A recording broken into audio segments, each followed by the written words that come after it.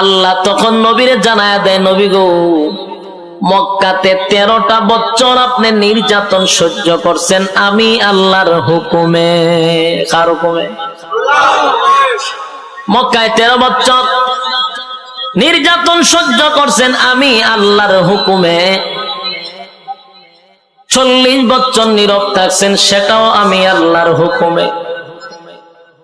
মদিনায় আসছেন, এটাও আমি আল্লাহর হুকুমে।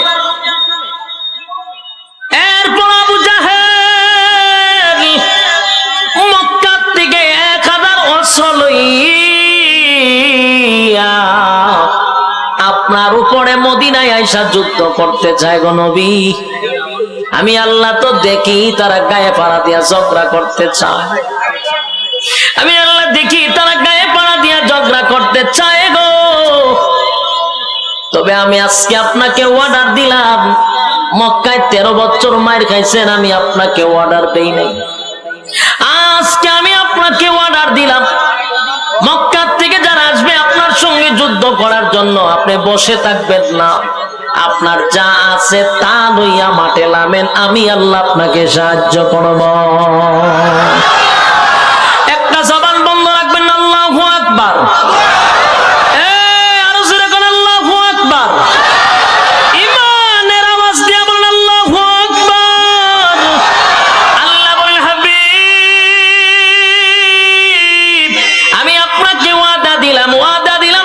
নগরীতে 13 বছর মায়ের খাইছেন, আমি আপনাকে একবারও প্রতিবাদের কথা বলি নাই, ধৈর্য ধারণ করার কথা বলছি। আজকে আমি আল্লাহ আপনাকে ঘোষণা দিলাম, আপনার যা আছে তা লইয়া মাঠে নামেন, আমি আল্লাহ আপনাকে সাহায্য করব। আল্লাহ যখন কইছে সাহায্য করো, নবীজি আনন্দের ছুটে বলেন, মালিক আমাকে কতজন বাহিনী দিবা বলো না, কতজন বাহিনী আমার কাছে পাঠাইবা? আল্লাহ কয় 1000 মালাইকা পাঠাবো। নবী কয় না, 1000 হবে না। 2000 পাঠাবো না, 2000 হবে না। 3000 পাঠাবো। নবী কয় না। আল্লাহ কয়, নবী গো 5000 মালাইকা জমিনে পাঠাবো। জোরে কোন সুবহান। ইসলামের প্রথম যুদ্ধ শুরু হয় বদরের যুদ্ধ। বদরের যুদ্ধের মধ্যে 5000 মালাইকা ফেরেশতা পাঠাইলো আল্লাহ মুসলমানকে সাহায্য করার জন্য। মুসলমানরা ইমানি জজবা লইয়া, অস্ত্রের বলে নয়, ইমানের বলে তারা মাঠে নামছে, যা কিছু আছে তা লইয়া। আর বদরের যুদ্ধের সেনাপতি ছিল বেঈমানদের পক্ষ থেকে আবু জাহেল।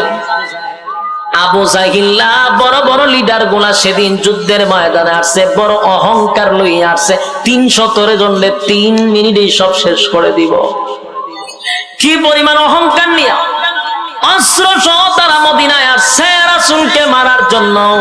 দুনিয়ার থেকে ইসলামটাকে মিঠায়া দিবে, দুনিয়ার থেকে আল্লাহর নাম মুছে দিবে।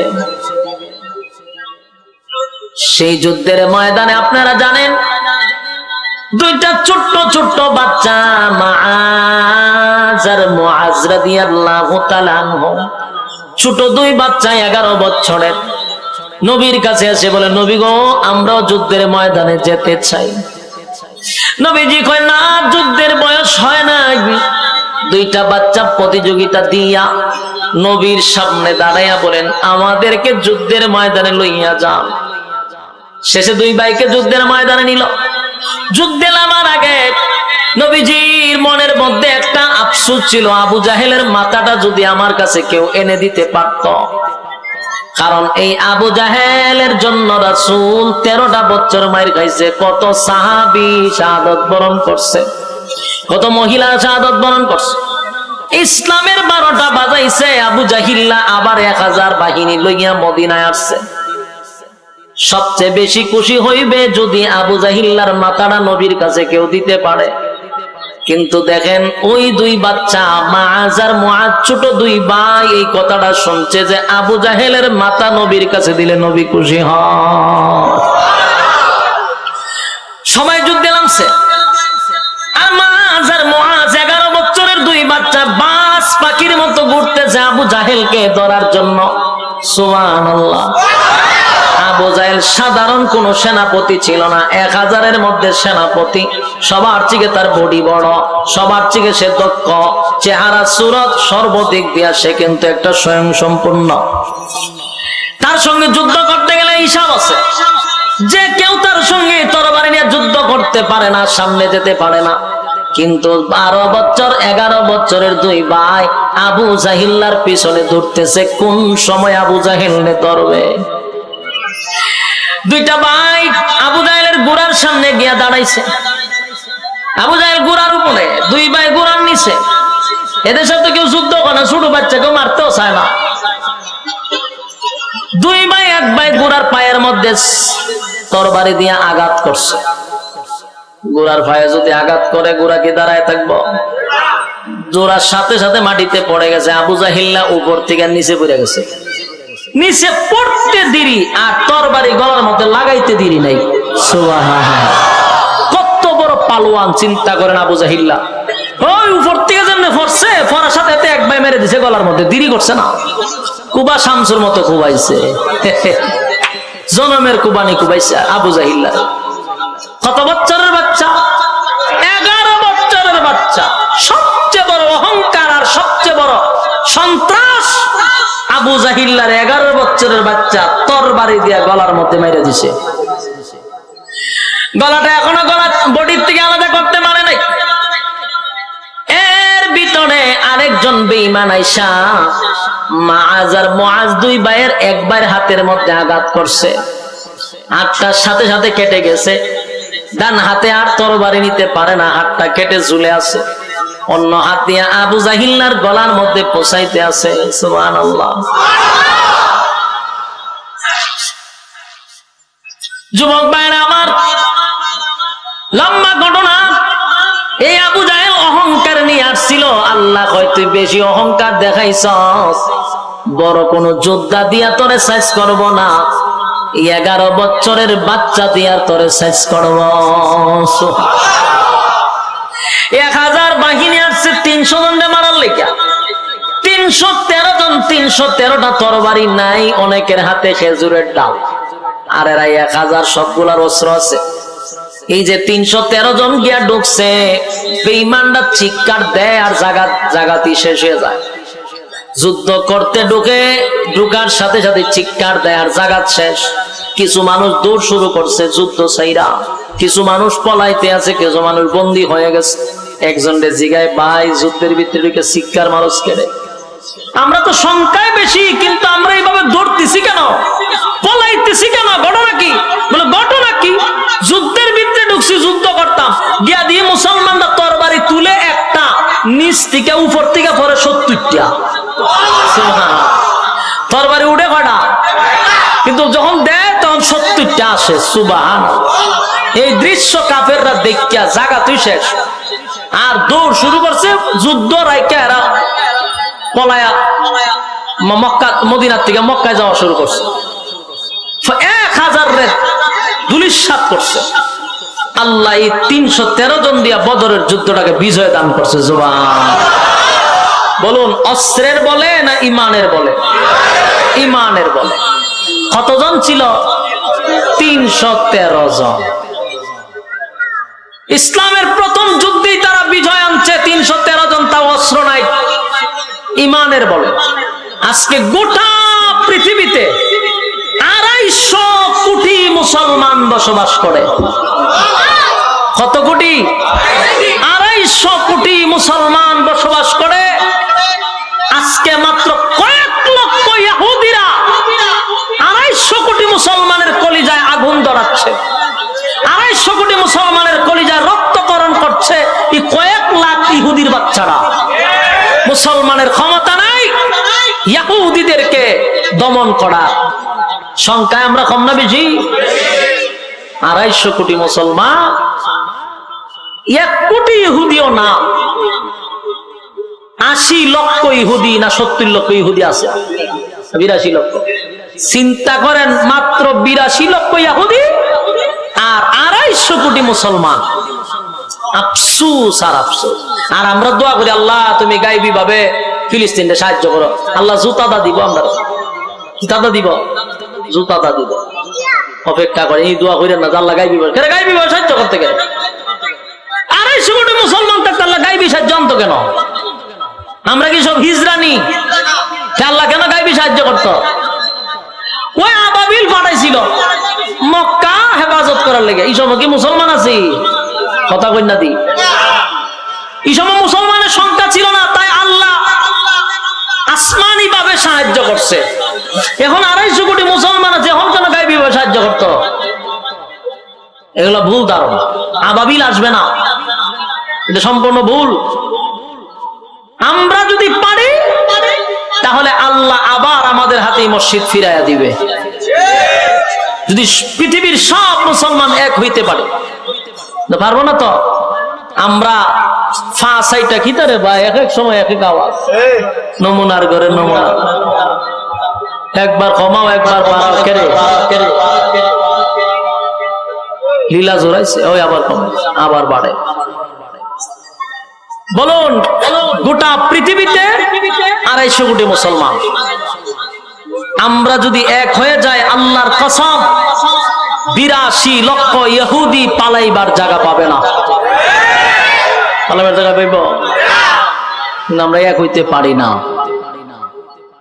বেশি কিছুর দরকার ছিল না, যদি আরব দেশগুলি এক হয়ে যেত আর সিদ্ধান্ত নিত লাল চামড়া কুত্তাগুলিকে আর তেল দিব না, আল্লাহর কসম ইহুদিরা আর বড় বড় আলাপ করার সুযোগ পাইত না। যত বাহাদুরি সব তেল দিয়া, কি দিয়া? কিরে ভাই কি আওয়াজ ধরাইলে? হ্যাঁ, মানুষ আওয়াজই পায় না, এখান থেকে আবার এখন ধরেছেন একটা, যে সময় সিলিটি ভালো আছে, কতক্ষণ পরে পরে কি আপনি ধরেন, ধৈরা এটা 12টা বাজান, কিছু সময় কথা কইতে দেন।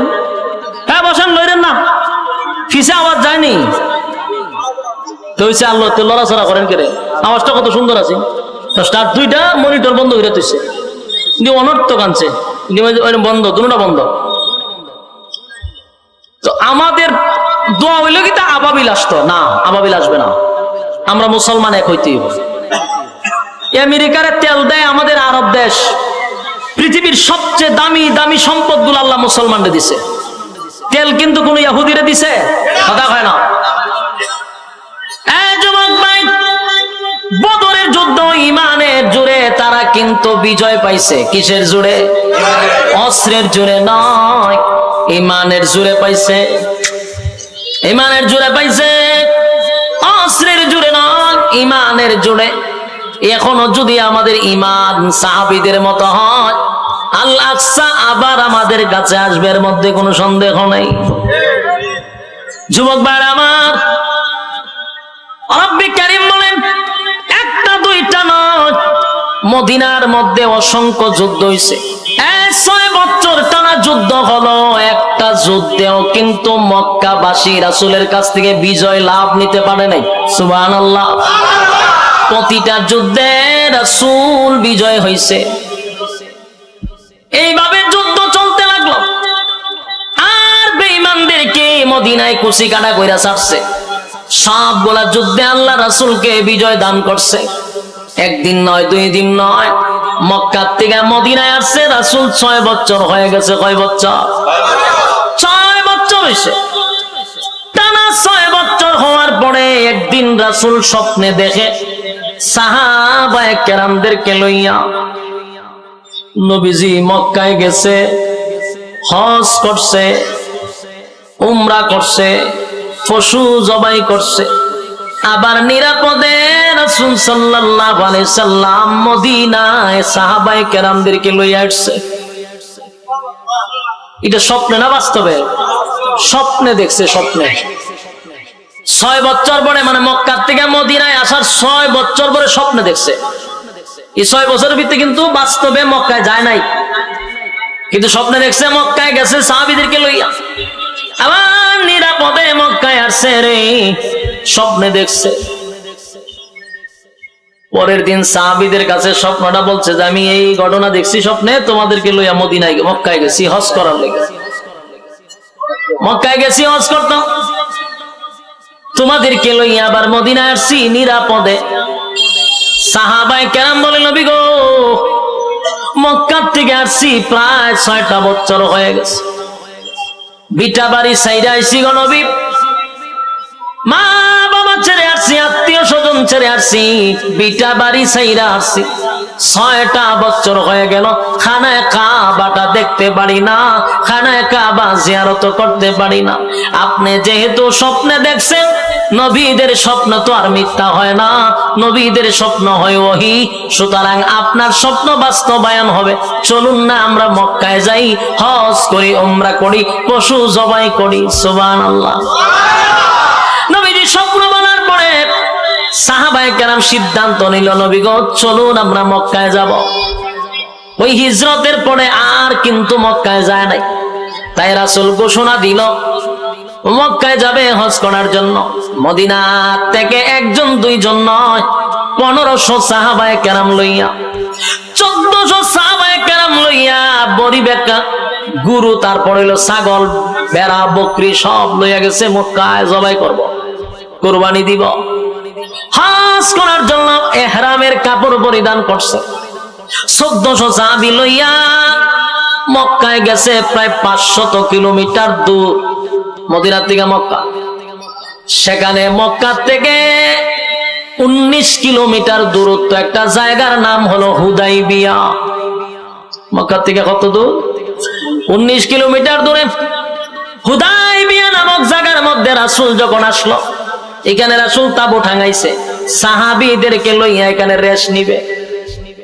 এর মধ্যে খবর হয়ে গেছে মক্কার মধ্যে আব্দুল্লাহর পুত্র মুহাম্মদ মক্কায় আসতেছে মক্কা দখল করার জন্য। নাউজুবিল্লাহ। মক্কায় আসতেছে মক্কা দখল করার জন্য, আব্দুল্লাহর পুত্র মুহাম্মদ আসতেছে। অথচ নবী আসছে কিসের জন্য? হজ করার জন্য নবী আসছে রে। মক্কায় খবর হয়ে গেল আল্লাহর নবী নাকি মক্কা দখল করার জন্য আসছে। মক্কার তখন যারা পরিচালনা করতো আবু সুফিয়ানের নেতৃত্বে কিছু লোক আইসা নবীরে ব্যারিকেড দিছে, আব্দুল্লাহর পুত্র মুহাম্মদ তোমারে আমরা মক্কায় ঢুকতে দিব না, তুমি আসছো মদিনার থেকে মক্কায়, আমরা তোমারে মক্কায় ঢুকতে দিব না। রাসূল 3 দিন পর্যন্ত হুদাইবিয়া নামক জায়গার মধ্যে বসা, নবীরে মক্কায় ঢুকতে দেয় না। নবীর পক্ষ থেকে হযরত উসমানকে পাঠাইলো দূত হিসাবে, তুমি গিয়া তাদেরকে বিষয়টা বুঝায় কো, আমরা যুদ্ধ করার লাগি আসি নাই, আমরা আসছি হজ করার লাগি, মারামারি করতে আইছি না। উসমান রাদিয়াল্লাহু তাআলা আনহু গেলেন মক্কায়, গিয়া বড় বড় লিডারদেরকে বলবো, শোনো আমরা তো মূলত যুদ্ধ করতে আসি নাই। এরা উসমান রাদিয়াল্লাহু তাআলা আনহুর কথা শুনবে তো দূরের কথা, উনারে বন্দী করে রেখে দিছে। চিন্তা করছেন কত বড় খারাপ, বন্দী করে রেখে দিছে।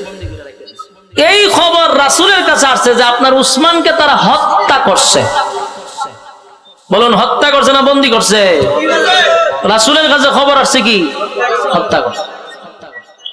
যেই রাসূলের কাছে বলছে যে আপনার উসমানকে হত্যা করছে, রাসূলের চোখের রং পরিবর্তন হয়েছে, রাসূলের শরীরের চেহারার রং পরিবর্তন হয়ে গেছে, বসার থেকে লাফ দিয়ে দাঁড়ায় গেছে।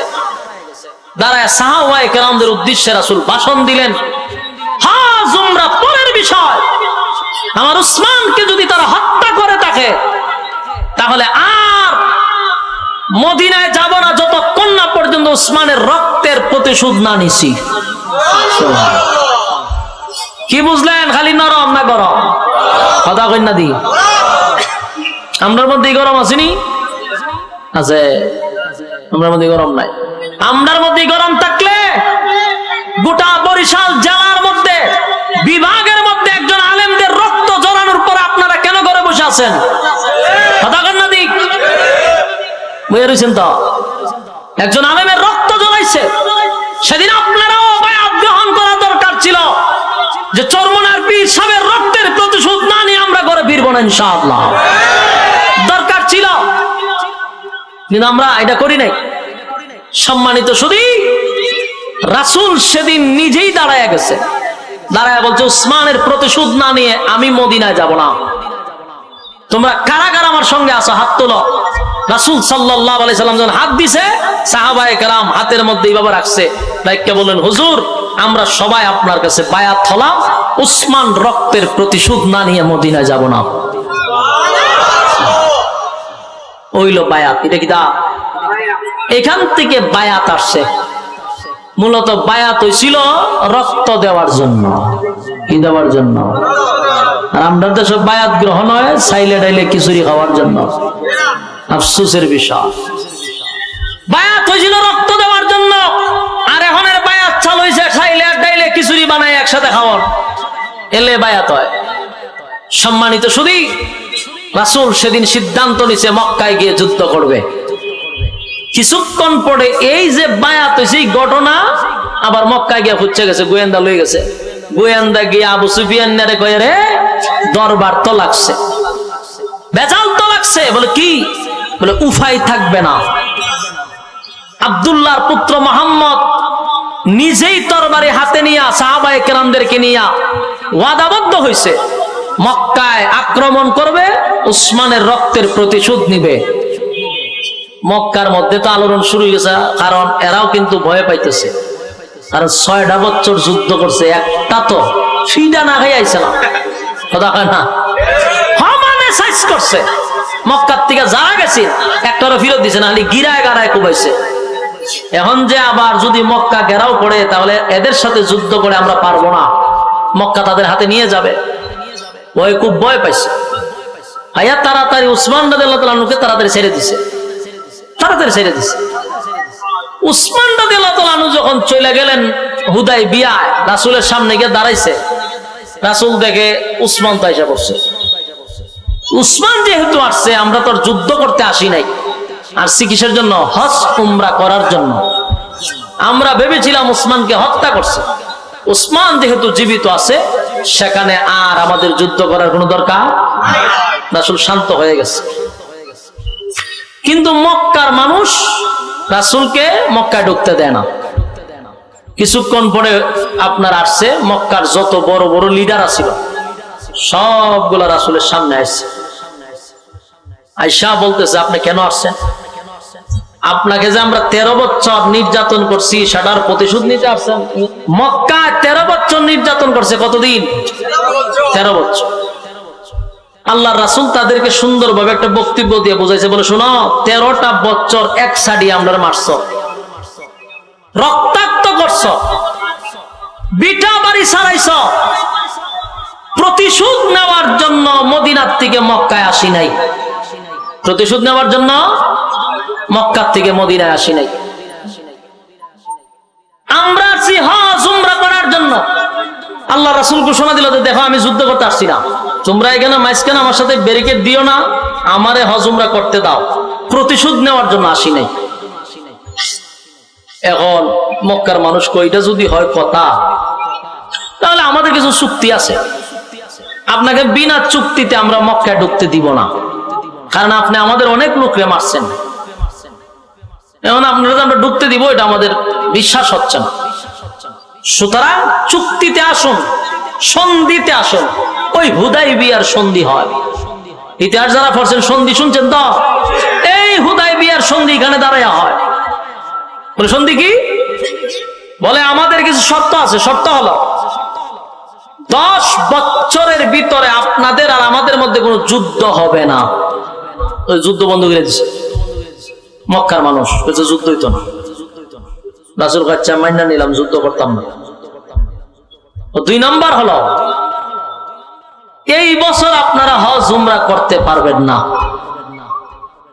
চিন্তা করেন কত বড় খারাপ। এই বছর হজ উমরা করতে পারবেন না।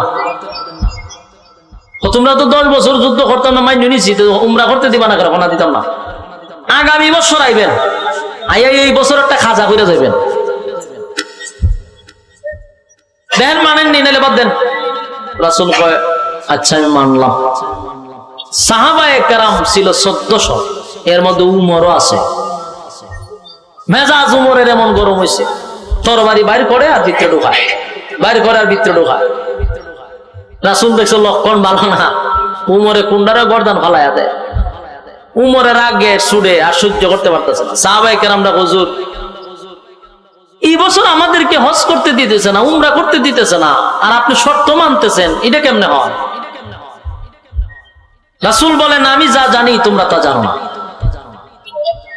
এরপরে এরা আরো শর্ত দিছে, আমাদের মক্কা থেকে কোন মানুষ যদি মদিনায় যায় ইসলাম গ্রহণ করে, আপনারা তারে আমার দেশে আবার ফেরত দিতে বাধ্য থাকবেন। রাসূল কয় মেনে নিলাম।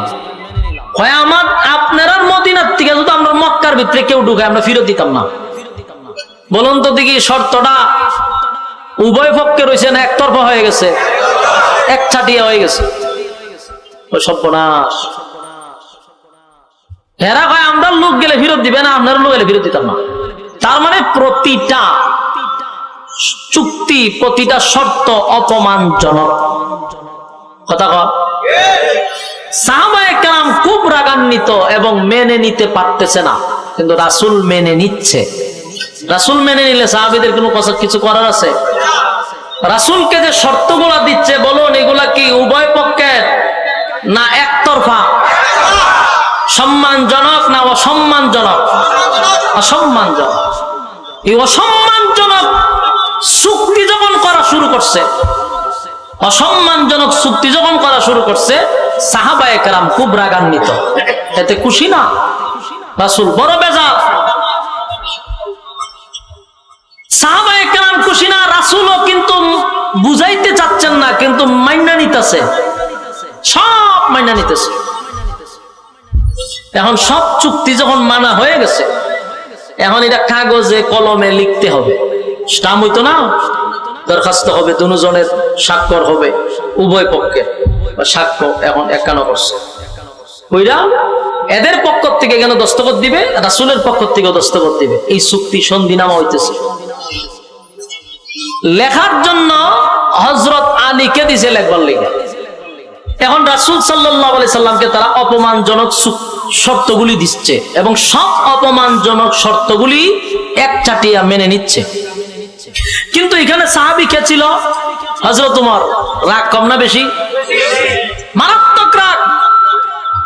হযরত ওমর রাসূলকে বলতেছেন হুজুর কি দরকার আছে তাদের সঙ্গে আমাদের চুক্তির? রাসূল খালি হাত দিয়ে থামো, ধৈর্য ধরো। এখন এই চুক্তি লেখার জন্য হযরত আলীরে দিছে দায়িত্ব।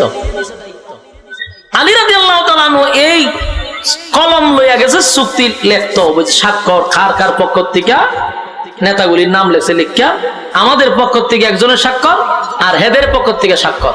এখন এখানে লেখছে ওই মক্কার সর্দার সবগুলির নাম লেখছে, শেষে লেখলো আমাদের পক্ষ থেকে আব্দুল্লাহর পুত্র মুহাম্মদুর রাসূলুল্লাহ সাল্লাল্লাহু আলাইহি ওয়াসাল্লাম। মক্কার লিডাররা কয় দাঁড়াও, এই কাগজ আমরা মানি না। বলুন শর্ত রাসূল দিছে না হেরাই দিছে? হেরাই দিছে, হেরার কথাই সবকিছু ওকে। এখন কই এই কাগজ আমরা মানি না। কেন মানেন না? যেই কাগজে রাসূল থাকবে এই কাগজ মানি না। আপনারা কিতাব বুঝুন, আমার কথা শুনুননি আপনারা? যেই কাগজে রাসূল থাকবে এই কাগজ সম্মান না অসম্মান? চরম পর্যায়ের অসম্মান, চরম পর্যায়ের বেজ্জতি। রাসূলকে বসাইয়া 1400 সাহাবায়ে কেরামকে এখানে দাঁড় করাইয়া বলতেছে রাসূল লেখা থাকলে কাগজ মানি না।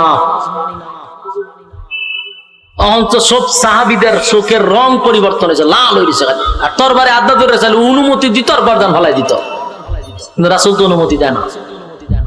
হেরার যুক্তি হলো 13 বছর তোমরা মারছি, বিঠা বাড়ি ছাড়াইছি এই রাসূলুল্লাহর কারণে। আমরা তো তার আব্দুল্লাহর পুত্র মুহাম্মদ মানি, রাসূল মানি না। রাসূল যদি মানতাম তো তোমরা আর আমরা একই থাকতাম। মানি না বিদায় মক্কা থেকে মদিনায় গেছ, মানি না বিদায় মক্কায় ঢুকতে দিচ্ছি না। তাহলে এখানে যদি রাসূলই থাকলো, মুখে না মানলো, কাগজে মাইনা নিতাজি। কথা বলেন না দি, কাগজে যদি রাসূল থাকে তাহলে কাগজে কলমে তো মাইনে নেওয়া লাগতেছে। সুতরাং রাসূল থাকলে আমরা এই চুক্তিতে যাব না। আল্লাহর রাসূল তখন বলতেছে আলী, কাগজটা হইল 10 বছরের চুক্তি। 10 বছরের জন্য কি আল্লাহ আমার রাসূল বানাইছে? কথা হয় না? তাহলে কাগজে আমার নাম থাকলে কি আর না থাকলে কি? রাসূলুল্লাহরা কাটটা দাও, চুক্তিটা মাইনা নাও। কিন্তু সব সাহাবী দাঁড়ায় গেছে। দাঁড়ায় উমর কই, হুজুর আর বরদাস্ত করতে পারতেছি না, তাদের সাথে আমাদের কিসের শর্ত? উমর দাঁড়ে খাড়িয়ে, হুজুর আমার প্রশ্নের জবাব দেন, আপনি কি সত্যি আল্লাহর রাসূল? এটা উমরের কথার সিস্টেম দেখে। রাসূল, আপনি কি সত্যি আল্লাহর রাসূল? রাসূল কহ, আমরা কি সত্যের পক্ষে আছি? কহ, এরা কি বাতিল পক্ষে আছে না? এরা কি সত্যের পক্ষে আছে না বাতিল? বাতিল। এরা যদি বাতিল হয়, আমরা যদি সত্য হই, আপনি যদি সত্য নবী হন, মাঝখানে আবার কিসের সন্ধি? অনুমতি দেন, একটারও বডির থেকে গর্দান রাখবো না, আমি উমরই একা যথেষ্ট। এদের সাথে কিসের সন্ধি? আল্লাহ রাসূল কয়, থামো থামো। উমর আবার থামছে। এখন হযরত আলী রে কইছে লেখো। আলী কয়, কলমটা রাসূলের সামনে রেখে দিছে। হযরত আলী বলেন, ছোটবেলা থেকে আমি আপনার সঙ্গে থাকি, আপনি আমার চাচাতো ভাই এবং আপনি আমার শ্বশুর। নবীজি, আপনার অবাধ্য আমি কোনোদিন হই নাই, আপনার বিরুদ্ধে আপনার অবাধ্য আমি কোনোদিন হই নাই, হব না। কিন্তু আজকে আমি অবাধ্য হলাম, আমি আলীর দ্বারা সম্ভব না মুহাম্মাদুর রাসূলুল্লাহ শব্দটা কেটে দেওয়া, আল্লাহর নবীর শেষের নামটা রাসূলুল্লাহটা কেটে দেওয়া আমি আলীর দ্বারা সম্ভব না, আমি চাইলেও পারবো না গো নবী, আল্লাহর হস্তে মাপ চাই। নবীজি বুঝতে পারলেন কোন সাহাবী রাসূল কাটতে পারবে না, তাই নবী নিজেই কলমটা লইয়া রাসূলুল্লাহটা কেটে দিল। সব সাহাবীদের কলিজাটা যেন ফেটে ভেঙে টুকরা টুকরা হয়ে গেছে। সাহাবীরা কান্দে বলে, 1500 সাহাবী, নবীর জন্য জীবন দিতে আমরা প্রস্তুত। যেই নবীর জন্য বিটা বাড়ি ছাড়লাম, যেই নবীর জন্য আত্মীয় স্বজন ছাড়লাম, মা বাবা ছাড়লাম, আজকে আমাদের সেই নবীরা আমাদের সামনে দাঁড় করাইয়া রাসূলুল্লাহটা কেটে দিল। এর থেকে চরম পর্যায়ের অপমান আর কি হতে পারে? নবীজির সামনে সাহাবায়ে কেরামরা বরদাস্ত করতে পারে না, কান্না শুরু করছে, চোখের পানি ছেড়ে দেওয়া শুরু করছে। কেউ মাইনা নিতে রাজি না।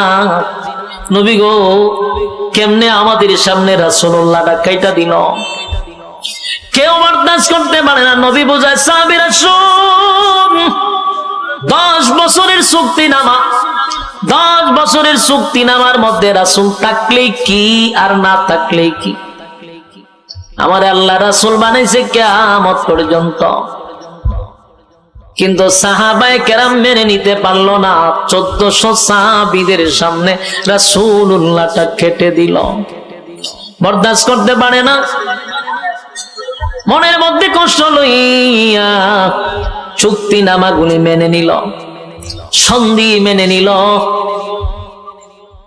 এবার আল্লাহর নবী ডাক দিয়া বললেন, সাহাবীরা রে, মক্কায় তো আর ঢুকতে দিল না, বেড়া বকরি জানছিল জবাই করার জন্য, হুদায়বিয়ার ময়দানে জবাই করে ফেল। এখানে জবাই করে, এখানে কুরবানি দিয়া তারপরে আমরা মদিনার দিকে রওনা দিব। 1400 সাহাবী আল্লাহর নবীর নির্দেশ পালন করতে গিয়া বড়ি বেকরা বকরি গুলা, ভেড়া গুলা সবগুলা হুদায়বিয়ার আশেপাশে জবাই করে দিছে। জবাই করে সাহাবায়ে কেরামরা আশা লইয়া, বুক ভরা আশা লইয়া, 6টা বছর পরে আসছিল মক্কায় যাবে, নিজের জন্মভূমিতে পাড়া দিবে, খানায় কাবা জিয়ারত করবে, হজ করবে, উমরা করবে, কিন্তু দিল না। বুক ভরা ব্যথা লইয়া 1400 সাহাবী রাসূলের অনুমতিতে মদিনার দিকে আবার রওনা দিছে। 1-2 কিলো নয়, 500 কিলোমিটার দৌড়াইয়া মরুভূমির রৌদ্র দিয়া 1400 সাহাবী মদিনার দিকে রওনা দিছে। কিন্তু ভিতরে একজনেরও শান্তি নাই। কোন সাহাবী তো নবীর সামনে কথা বলতেও পারে না, কেউ নবীর সামনে কথা বলার সাহসও পায় না। কিন্তু হযরত ওমর একটু রাগ, কিন্তু মাঝে মধ্যে যে কোন জায়গায় তাবু টাঙ্গায় একটু রেস্ট নেওয়া লাগে, 500 কিলোমিটার দূর রেস্ট নিতে গিয়ে এক জায়গায় বসছে। হযরত ওমর আর ধৈর্য ধরতে পারছে না, রাসূলের সামনে গিয়ে আবার দাঁড়াইছে।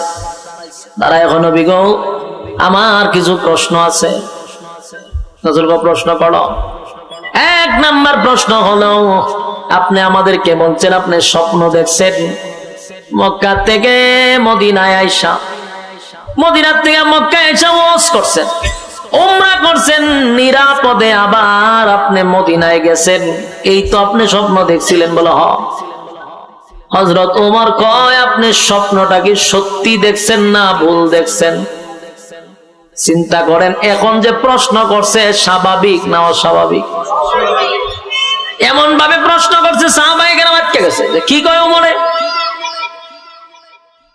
দুই নাম্বার কথা হলো, নবী গো, আপনি যদি সত্যই স্বপ্ন দেখে থাকেন, আপনার স্বপ্ন তো ওহী বাস্তব, তাহলে বাস্তব হইলে আমরা মক্কায় গিয়ে হজ করতাম, নিরাপদে মদিনায় যাইতাম। কিন্তু আপনার কথা অনুযায়ী তো মক্কায় আমরা ঢুকতেই পারলাম না। হজ করব দূরের কথা, অপমানজনক কিছু শর্ত লইয়া নিরাপদ ছাড়া আমরা এখন মদিনার দিকে যাইতেছি। আপনি কি স্বপ্ন দেখলেন, আমাদেরকে কি বললেন?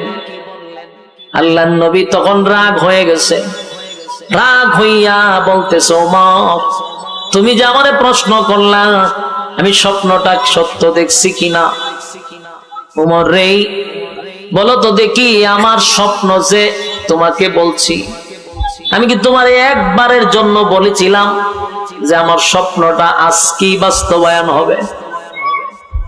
হ্যাঁ বলুন, রাসূল একবারও বলছে যে আজকে আমার স্বপ্ন বাস্তব হবে? কেউ তো বলে নাই। বলছিলাম তোমারে না, আমি যদি তোমারে বইলা না থাকি, তুমি আমার এইরকম প্রশ্নটা কেন করলা? আমার স্বপ্ন আজকে বাস্তবায়ন তো হওয়ার কথা না, 1 বছর পরও তো হইতে পারে, 3 বছর পরও তো হইতে পারে, 4 বছর পরেও হতে পারে। সুতরাং তুমি এমন প্রশ্ন করলা কেন? হযরত ওমর চিন্তা হলো, কথা তো ঠিক, রাসূল তো স্বপ্ন দেখছে, বাস্তবায়নতে হবে এটা তো বলে নাই কবে। তখন উমর লজ্জিত হয়ে গেছে, রাগের মাথায় নবীরে প্রশ্ন কইরা নিজেই লজ্জিত,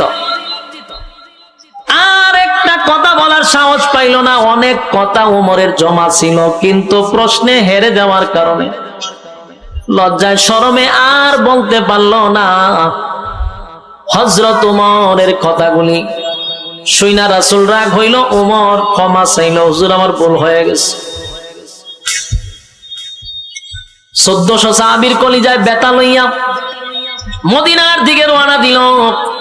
মনের মধ্যে কষ্ট হলো, 1400 সাহাবীরে দাঁড় করাইয়া এতগুলা অপমানজনক শর্ত দিল, আবার রাসূলুল্লাহটা কেটে দিল। এই ব্যথা লইয়া মদিনায় গেছে রে, যেই মাত্র মদিনার ধার প্রান্তে চলে গেছে, আমার আল্লাহ ফেরেশতা পাঠাইয়া আমার তেলাওয়াতকৃত সূরা ফাতাহ নাজিল করে দিয়েছে। সুবহানাল্লাহ। ওই যে আপনাদের সামনে সূরা তেলাওয়াত করেছে, সূরা ফাতাহ কেন নাজিল হইল, কোন কারণে নাজিল হইল? এই হুদাইবিয়ার সন্ধিটাকে কেন্দ্র করে সাহাবীদের দিল ভাঙ্গা মনটাকে খুশি করার জন্য মদিনার দ্বার প্রান্তে যখন আসছে, আল্লাহ তখন সূরা ফাতাহ নাজিল করে। প্রথম আয়াতগুলি নাজিল করে সাহাবায়ে কেরামদেরকে সান্ত্বনা দিছে। এখন বুঝছেন কেন সান্ত্বনা দিছে? কথা কই না দি, আওয়াজ যায়নি। সান্ত্বনা কেন দিছে বুঝতেছেন? সাহাবায়ে কেরামদের ভিতরে বড় কষ্ট, মনের মধ্যে বড় আঘাত। আয়াতগুলি নাজিল করে দেয় মুহাম্মাদুর রাসূলুল্লাহ, মুহাম্মাদুর রাসূলুল্লাহ ওয়াল্লাযীনা মা'হু আশিদ্দাউ আলাল কুফফারি রুহামাউ বাইনাহুম তারাহুম রুকআন সুজদা। মুহাম্মাদুর রাসূলুল্লাহ, আল্লাহ ডাক দিয়া বলে, নবী গো, আপনার 1400 সাহাবীর কলিজাটা ফেটে টুকরা টুকরা হয়ে গেছে। রাসূলুল্লাহটা কেটে দেওয়ার কারণে মনের মধ্যে তাদের কষ্ট ছিল।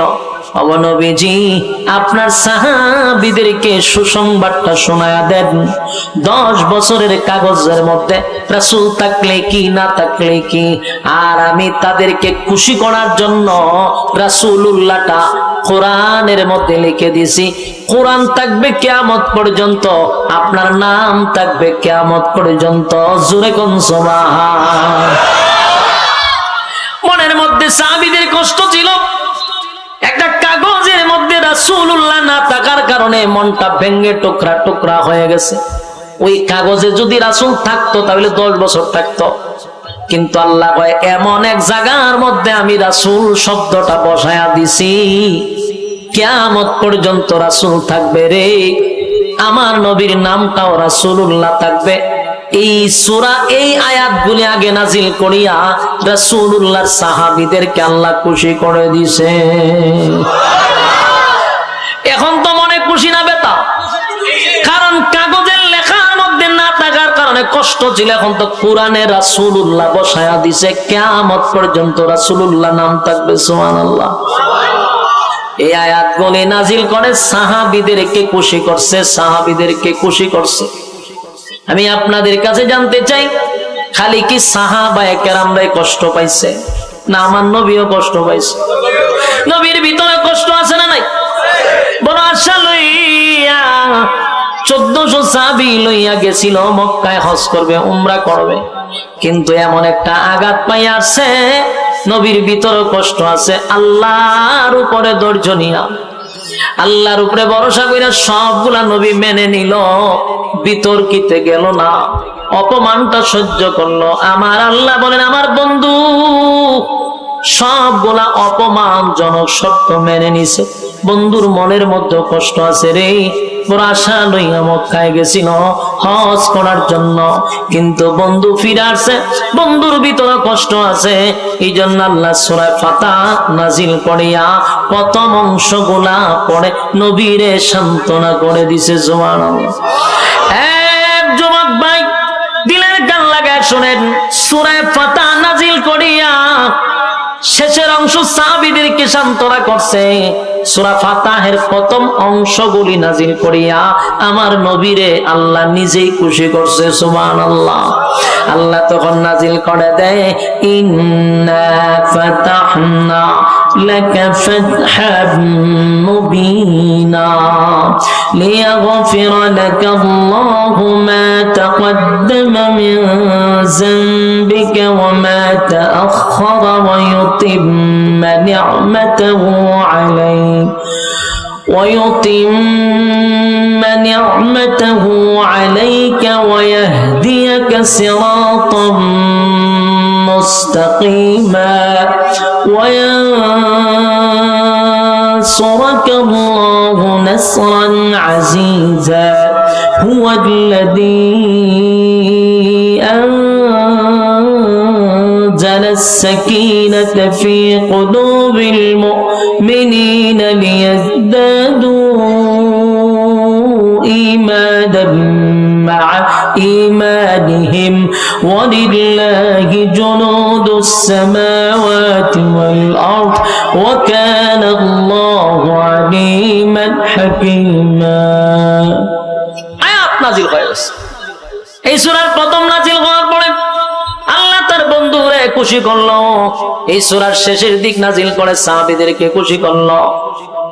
এই সূরা ফাতিহা নাজিল হওয়ার মেইন কেন্দ্র হলো হুদায়বিয়া নামক সন্ধিকে কেন্দ্র করে আমার নবী অপমানজনক সত্যগুলা মেনে নিছে। আল্লাহ নাজিল করে জানায়া দেয়, ইন্না ফাতাহনা লাকা ফাতহাম মুবিনা। প্রকাশ্যে আল্লাহ ঘোষণা দিল, বন্ধু এই শর্তগুলা মেনে নেওয়ার কারণে, হুদায়বিয়ার সন্ধিতে অপমানজনক শর্ত মেনে নেওয়ার কারণে আমি আল্লাহ আপনি নবীকে প্রকাশ্যে বিজয় ঘোষণা দিলাম। লম্বা ইতিহাস, পরবর্তী মক্কা বিজয়ের একমাত্র কেন্দ্র ছিল এই হুদায়বিয়ার সন্ধি। সুবহানাল্লাহ। হুদায়বিয়ার সন্ধি মেনে নেওয়ার কারণেই আল্লাহ পরবর্তী মক্কা বিজয় করছেন, এই সন্ধির কারণে। সুবহানাল্লাহ। আল্লাহ সবাইকে বোঝার তৌফিক দান করুন, সকলে বলে আমিন।